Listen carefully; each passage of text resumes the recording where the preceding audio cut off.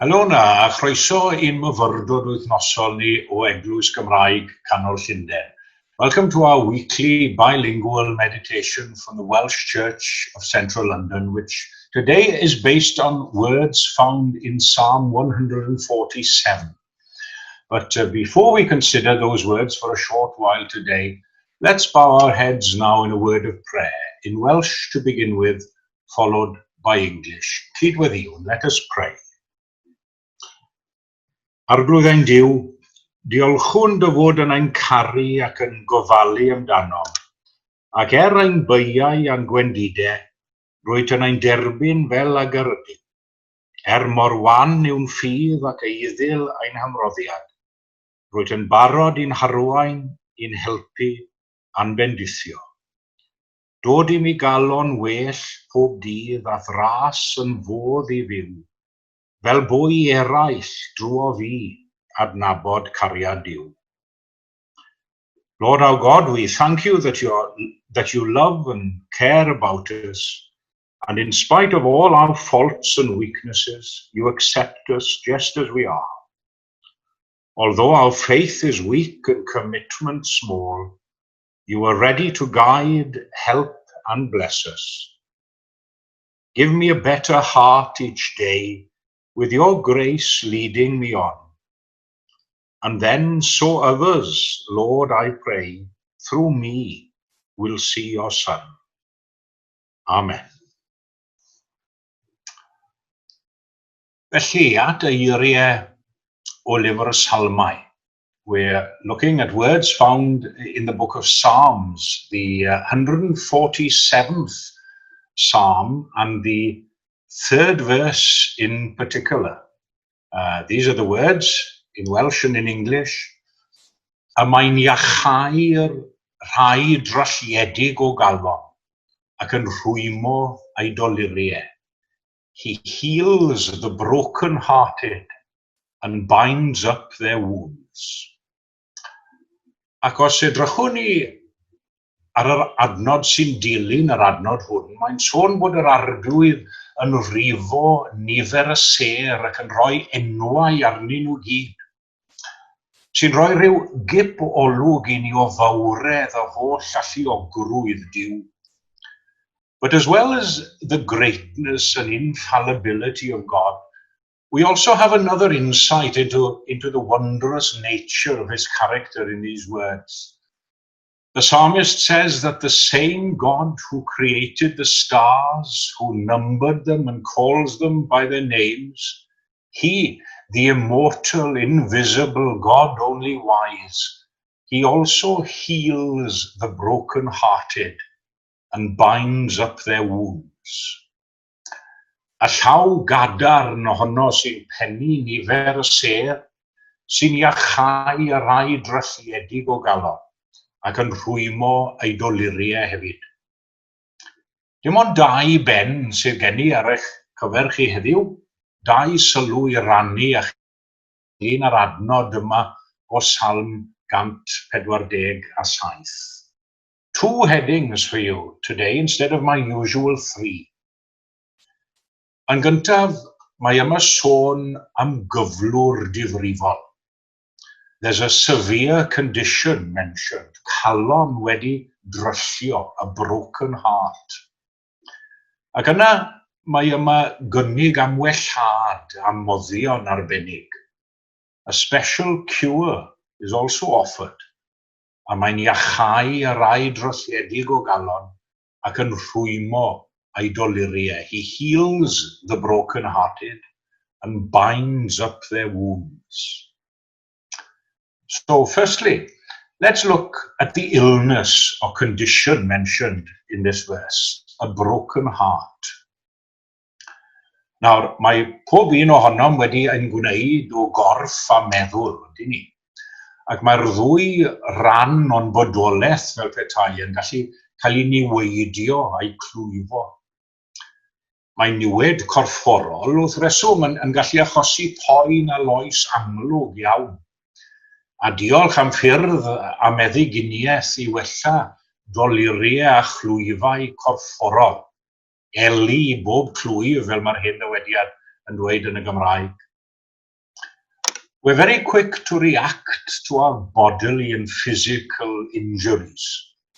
Sometimes they're too painful for us to bear or suffer in silence, and we're off to see the doctor in no time at all. I often think if we were only as aware and concerned about our inner being, if we were only as deeply aware of spiritual injuries, how quickly we would turn to the great physician, Ffisigwr mawr y byd. Oherwydd, bod y clwyfau ysbrydol yma yn hysbys i ni yn aml, dyw e ddim mor rwydd i'w teimlo ar brydiau. Ni'n rhoi blaenoriaeth i'r corff bob amser, heb feddwl am gyflwr ein heneidiau tragweddol. So let's look for a moment at this condition, a broken heart. What is it exactly? There are several ways in which a heart can be broken, some physically, some emotionally, and some spiritually. We often use the analogy of a broken heart in the context of love and relationships in life, don't we? Ni'n gallu cael ein siomi am clwyfo gan gyfeillion weithiau. Cyfnewidiol ydyw dynion a siomedig yw cyfeillion, chi'n cofio'r emyn o'n siŵr. Hwna beri byth yn ffyddlon. Pwy fel e fe. Friends can let us down and cause heartache at times. Bereavement can be a very real and apparent cause of a broken heart.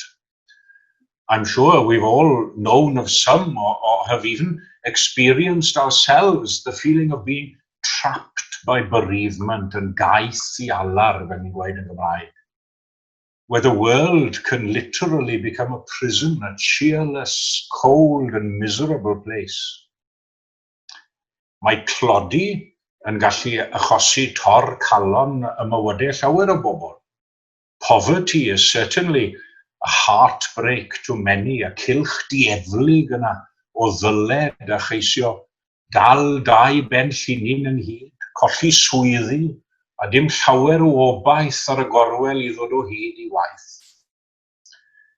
Disappointment and defeat in many a career and life have led to a broken heart and crushed spirits. Have you ever experienced that feeling, perhaps of deep disappointment after failing to accomplish a goal or objective on which you've set your mind? Mae'n naturiol I brofi siom ar brydiau, ond I beidio gadael i'r peth ein bita'n fyw fel petai, yn gwneud yn sir a digalon am y sefyllfa. Ond dyma'r pwynt canolog I godi ein calonau heddiw. Mae yna balm yn Gilead, fel mae'r hen gân yn sôn amdano, a balm in Gilead to heal the sin-sick soul.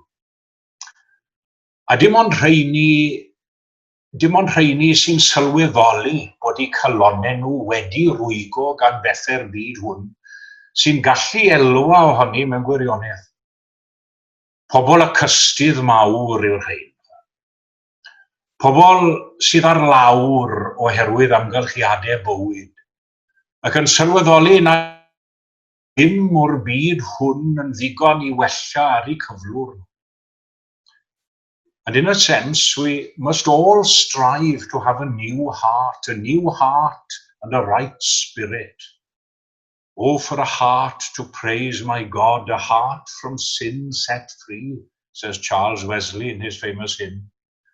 A heart resigned, submissive, meek, my great Redeemer's throne, where only Christ is heard to speak, where Jesus reigns alone.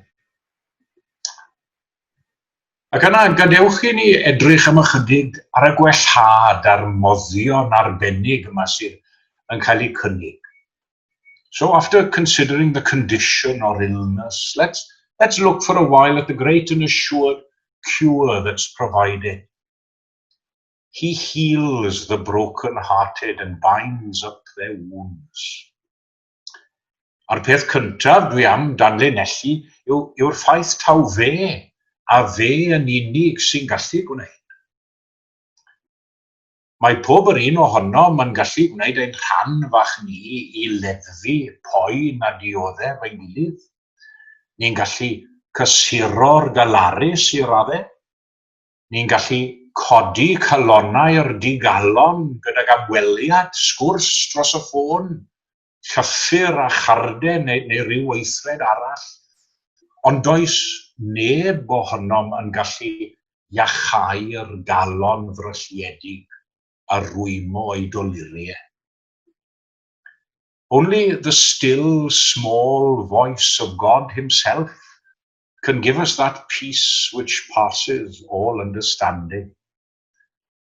The binding of the broken heart is done by God alone. And not only he can do it, but only he should do it. Dychmygwch am eiliad eich bod yn dioddef o gyflwr difrifol yn gorfforol. Ond nid mynd at arbenigwr yn y maes penodol hwnnw chi'n neud. Pwy yn ei iawn bwyll gwedwch sy'n ymddiried ei einioes i ddwylo rhywun sy'n gwybod dim am feddyginiaeth neu am y ffordd armoddion i wella. And it's not only he can do it and only he should do it, but it's only he who will do it. Dyna chi gysur hyfryd heddiw a phob dydd arall o'n bywydau bod gennym ddiw sy'n awyddus i wella ein calonnau drylliedig ac i rwymo ein doluriau i gyd. Pe byddai eich pechodau fel ysgarlad, yna'r geiriau Eneseia, ant cynwyned ar eira, pe cochent fel porffor, byddant fel gwlad. And before concluding today, he does this healing securely, so that the wound, even if heartbreak comes our way again, may never get the better of us. Now, we certainly can't avoid sorrow and heartache in life. The very fact that the verse mentions a broken heart is proof enough that it's bound to come our way. But God has promised to be there, providing the means to bind up our wounds. Heblaw am glefyd ofnadw y Covid-19, mae lot o sôn y dyddiau yma am bobl yn mynd i'r ysbyty a chael heintiau ofnadw wedi'r driniaeth ddigwydd.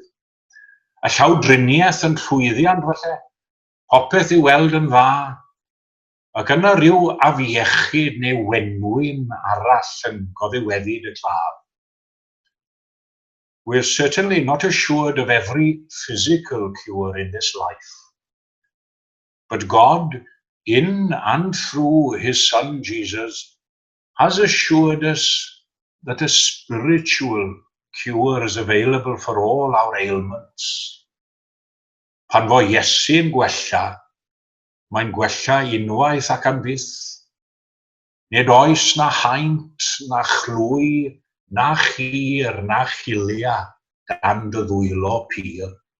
Ffisigwr mawr, o rod y hun i'n gwneithir ninnau'n iach, a hynny'n ysbrydol bob un. Gogoniant i'w enw. Amen.